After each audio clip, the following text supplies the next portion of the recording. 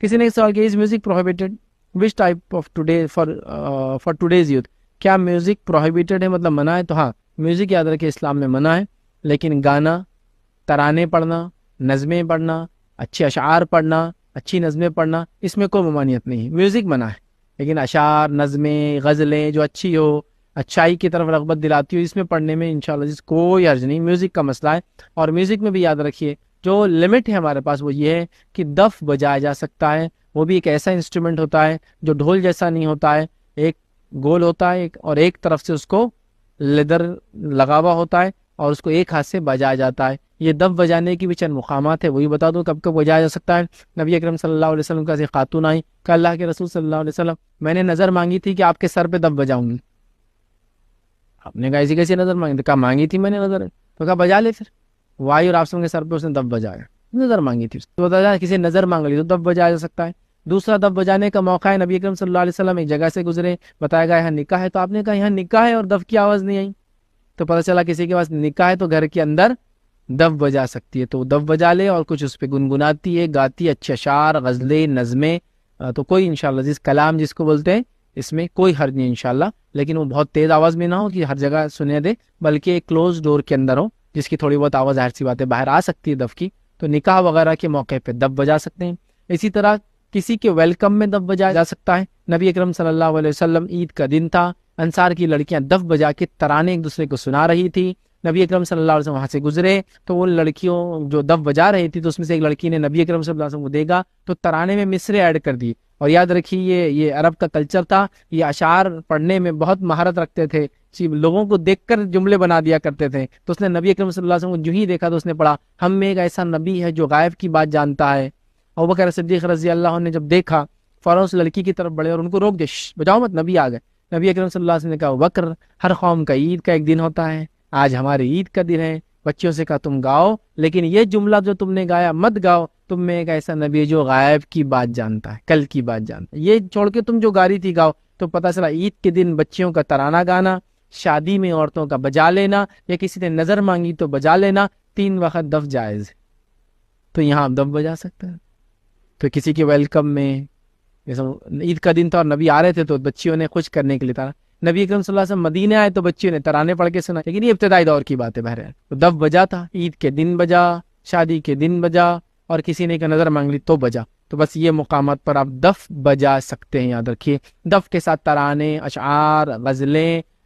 کلام جو اچھا کلام ہو، جو نیکی کی طرف بڑھتا ہو، برائی کو ڈی موٹیویٹ کرتا ہو، دنیاوی فائدے کے ساتھ ہو یا دینی فائدے کے ساتھ ہو، کوئی مذائقہ نہیں انشاءاللہ، کلام بھی اس میں ایڈ ہو سکتا ہے۔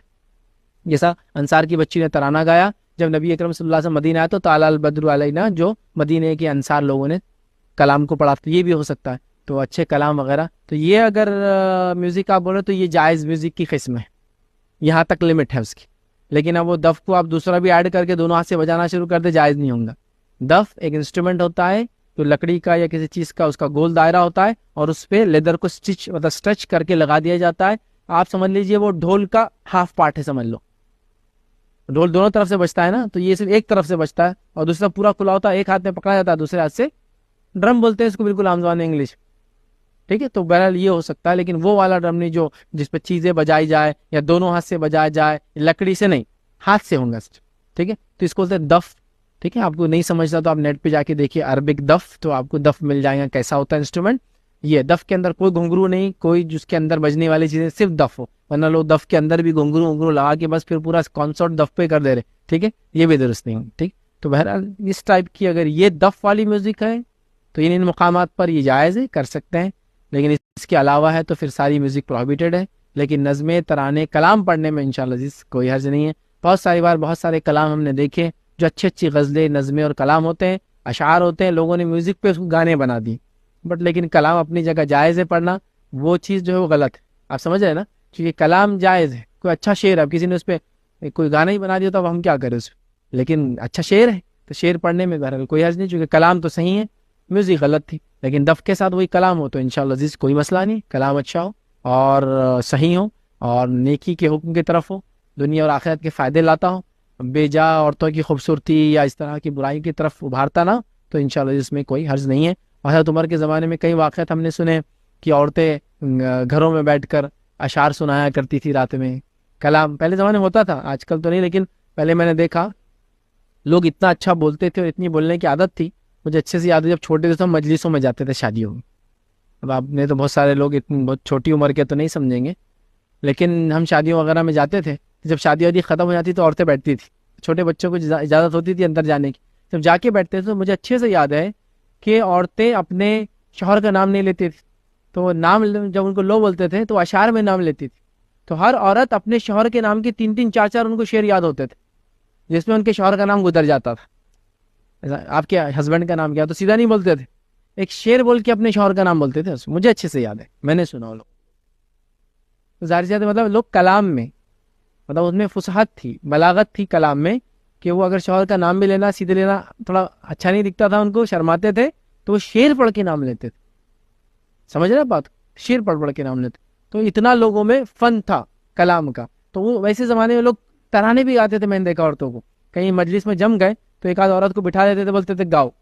اور وہ ترانے گاتی تھی, اچھے ترانے, اور لوگ سنتے تھے. یہ بھی تو انجوائمنٹ ہے یار, ایک قسم کا وداؤٹ میوزک ہے. تو یہ کر سکتے آج بھی, لیکن آج کل مسئلہ یہ لوگ یاد ہی نہیں, کچھ ریڈنگ ہی نہیں ہے نا, تو وہ ترانے یاد نہیں ہیں, نظمیں یاد نہیں ہیں, ہے نا. کیجیے نا یہ سب چیزیں یاد, ترانے, نظمیں, اچھے اشعار, اچھی غزلیں, اچھے کلام, شاعر کے کلام ہو سکتے ہیں, مصنفین اچھے اچھے کلام لکھتے ہیں, سٹوری کی شکل میں ہو سکتا ہے, کچھ بھی ہو سکتا ہے. یہ لوگوں کے ہمت کے واقعات ہو سکتے ہیں, جنگوں کے واقعات ہو سکتے ہیں, اس کے اندر بہادری کی واقعات ہو سکتے ہیں, تجارت میں جو کامیابی حاصل کی ہو سکتے ہیں, حلال حرام کی تمیز والے کیجیے نا. اور وہ سسٹم ہی نہیں رہا. ابھی ایسا 100 کی مجلس جمی, کسی 2 کو بولے سناؤ تو 1 2 لوگ شعر سنا سکتے ہیں, 1 2, وہ بھی گھسے پیٹے پرانے شعر ہیں جیسے, اس کے علاوہ کچھ بھی نہیں. مطلب جو مشہور ہے اس میں بھی الفاظ پتہ نہیں کیا کیا بول دیں گے, کبھی کبھار اردو نہیں آنے کی وجہ سے, جس کی کوئی انتہا نہیں. مطلب وہ انگلش سے پڑھے ہوئے لوگ, لیکن شعر شاعری کا مزاج ہے تو انگلش میں پڑھتے ہو شاعری. انگلش میں کیا شاعری پڑھی جائیں گے, لینگویج بہت امپورٹنٹ ہوتی ہے جس لینگویج کا وہ شعر ہے, ٹھیک ہے. تو لہٰذا اس کی ضرورت ہے کہ ہم کلام یہ سب کریں. تو انشاءاللہ پھر ہم گانے کا معاملہ جہاں تک ہے, اچھے الفاظ کی ہر چیز گائیے, آپ گا کے سنانے کو مسئلہ نہیں. میوزک کے حد تک میں نے بتا دیا, دف والا سسٹم ہے, اس کو رکھے. تو نوجوان آج کی یاد رکھیں, اچھے اچھے کلام بالکل سیکھیے, آپ پڑھیے, نظمیں وغیرہ, ترانے, غزلیں, گانے بول سکتے اس کو اردو زبان میں, کوئی مسئلہ نہیں. گیت بول سکتے اس کو, کوئی مسئلہ نہیں. جو اچھے کلام ہو, اچھے کلام تعریف کے, حمد و ثنا کے, نعت وغیرہ کے, صحابہ کی تعریف کے, اسلامی اشعار کے, دنیا کی فائدے کی, آخرت کے فائدے کی باتیں والے, اچھے کاموں کے لیے لوگوں کو ابھارنے والے کلام بالکل یاد